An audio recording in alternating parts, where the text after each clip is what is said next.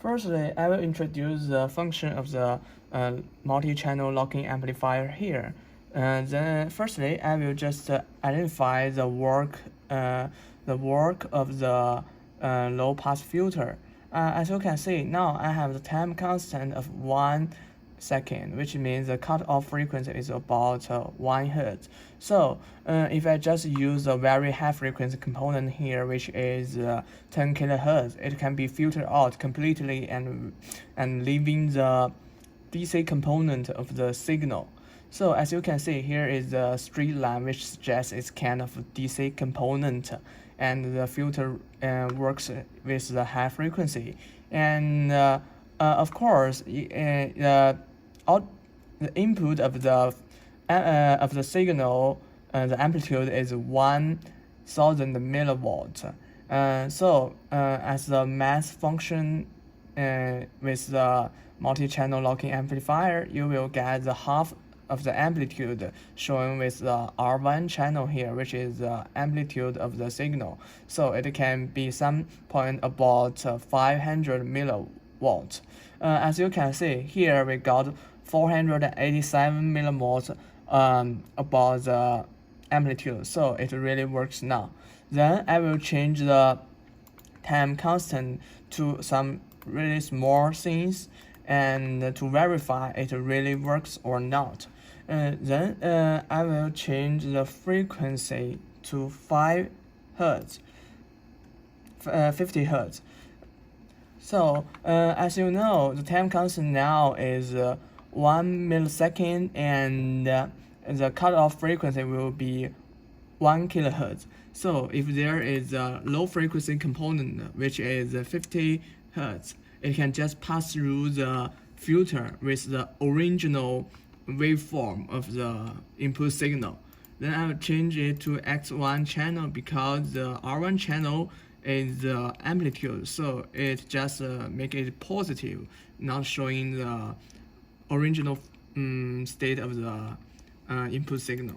Then we will see the perfect sine waves of the input signal, which is twice times the 50 Hz, which is 100 Hz, because it just multiply together. So we just get the really work thing of the low pass filter. Then I will just show you the capability of the multi-channel locking amplifier to extract the signal from very large noise. Please wait a minute.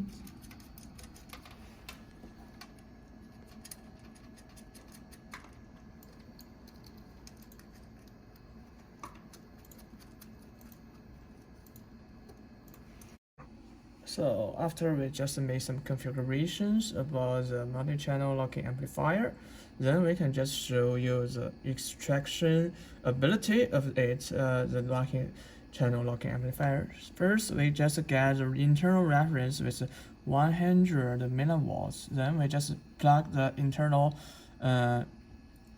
input signal to the input reference signal to the resistance sub-distribution circuit, which is very simple here.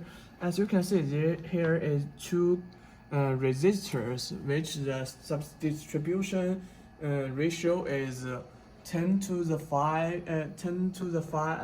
order of 5, which means that if you got 100 million volts of the signal, then after the distribution, you will get only 10 microvolts of the signal. Then we will plug in some 100 milliwatt VPP noise of the signal, which can be seen here. Now the very small 10 microwatt signal was immersed in this noise. Then because the signal very small here, so we just need to amplify it with 128 times. Then we can just extract the signal. After about 100 times amplification, and you got about 1,200 microvolts signal. So the amplitude of it should be 640 microwatt or so. So as you can see here, we got the 652 microwatt amplitude of the signal, which just verifies that the extraction is very successful here. Then we will just change the output signal amplitude VPP to 100. Then we will just get only 1 microwatt VPP after the sub-distribution. So I reset here, and as you can see, the amplitude of the output is very small now, showing in the oscillator, then oscilloscope, and then we'll just get the so after the calculation, it should be 64 microwatts of the signal. Here we got a stable 81 microwatts signal here. So the difference between this can be some noise within the swing frequency of the input signal, but totally it's a very perfect performance of it. So it can have some unstable oscillation, but it's very small.